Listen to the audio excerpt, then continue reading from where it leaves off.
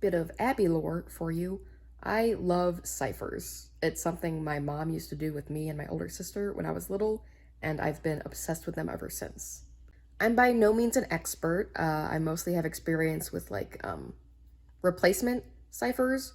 So like where one letter means a different letter, and you have to figure out which letter means what to decode the message.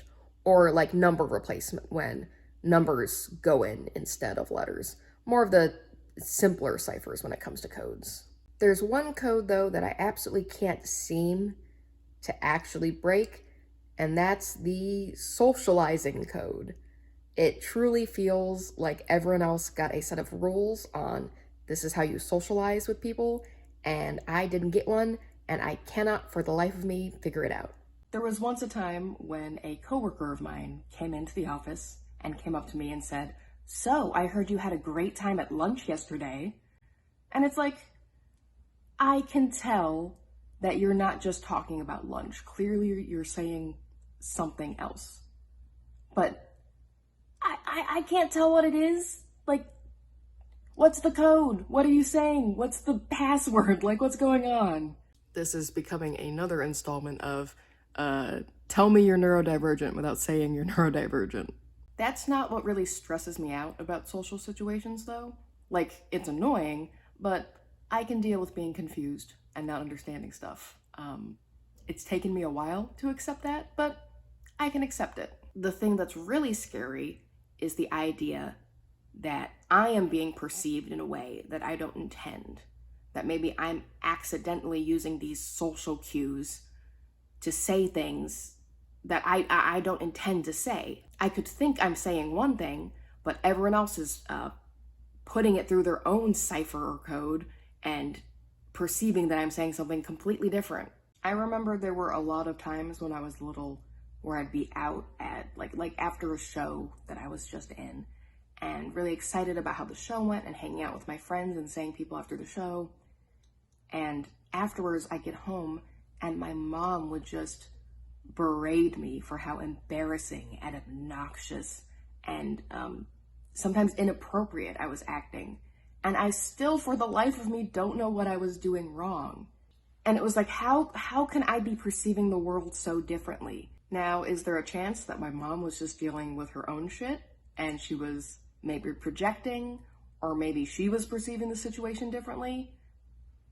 I mean, sure. Honestly, probably. But that doesn't change the fact that now I have a lot of anxiety about being too much for people and a very deep fear of being misunderstood. Like, I truly don't care if people don't like me for me. But what I find truly horrifying is the idea that people might form an opinion of a version of me that isn't the version of me I'm trying to present. It's actually one of my favorite things about making videos is that I can edit, I can do multiple takes, I can really make sure what I'm trying to say is very clear so I'm not misunderstood. What I do now in most social situations, like in my day-to-day life, if it's people who I'm not close with, like just at work or interacting with briefly out in the world, I do a lot of mirroring where I try to mirror match their energy, or I do a lot of code switching, which is a term I recently used, which is kind of like switch how you speak or behave based on the people and setting you're with. But that gets exhausting. Like, it works at work because it's usually quick, customer service kind of stuff. But if I'm at a social gathering with friends, that's not something I want to keep up there. So after being away from social gatherings for so long, coming back in these last couple of years, I decided, fuck it. I'm not playing that game anymore. I'm not trying to figure out your codes. I'm just going to be me. And it's still hard. There are often times when I get home right after like a movie night or going out with friends where I think, oh no, what if I was too much? I was too weird. I was too obnoxious. So I'm just honest about those feelings. I will reach out to my friends and share those anxieties with them. And I am blessed with many good friends who will reassure me and say, no, you are not too much. We have never seen you as too much.